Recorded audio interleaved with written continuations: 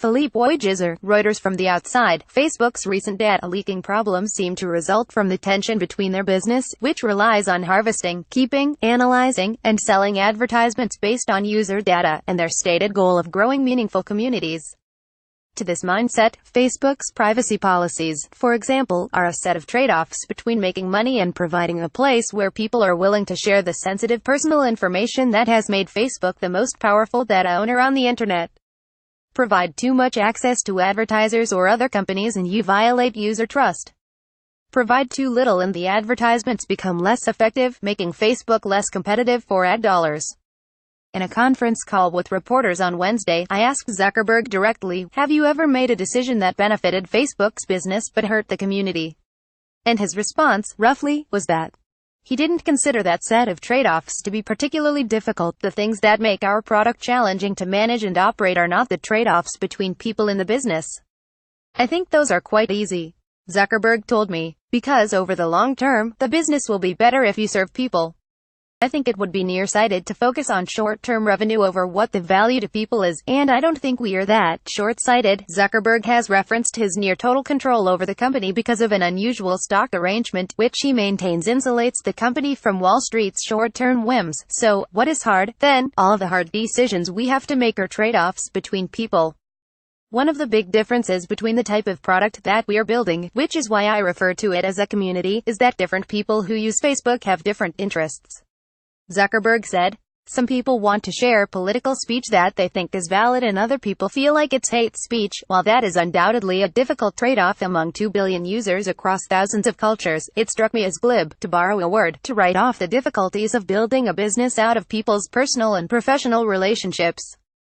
When Zuckerberg's lieutenant Andrew Bosworth wrote a controversial post in mid-2016, he even referred to specific decisions that Facebook was making to grow that might not benefit the community, all the questionable contact importing practices, all the subtle language that helps people stay searchable by friends, all of the work we do to bring more communication in, Bosworth wrote.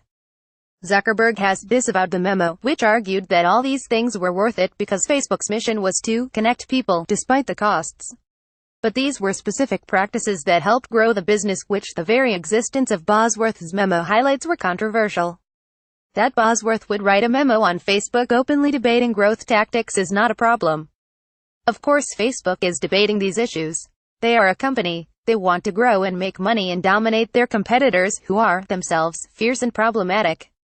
They might as well talk about it internally, but Facebook has always denied that these trade-offs really exist, and Zuckerberg did it again on Wednesday. Famously, in 1953, Charles Irwin Wilson, who was both the CEO of General Motors and Eisenhower's nominee for defense secretary, was asked about conflict of interest by Senator Robert Hendrickson from New Jersey. If a situation did arise where you had to make a decision which was extremely adverse to the interests of your stock in General Motors Corp., or any of these other companies, or extremely adverse to the company, in the interests of the United States government, could you make that decision? Hendrickson asked. "Yes, sir, I could," Wilson responded. Then he continued, "I cannot conceive of one because for years I thought what was good for our country was good for General Motors, and vice versa." The difference did not exist. In this statement, Ellis acknowledged that he'd come to see that there was a gap between GM's interests and the nation's. There was a difference, even if General Motors' interests generally aligned with the nation's at that time. Zuckerberg still seems to be in Ellis' previous state, but someday, I expect to hear Mark Zuckerberg say almost precisely the same thing. "For years, I thought what was good for our community was good for Facebook, and vice versa." The difference does exist.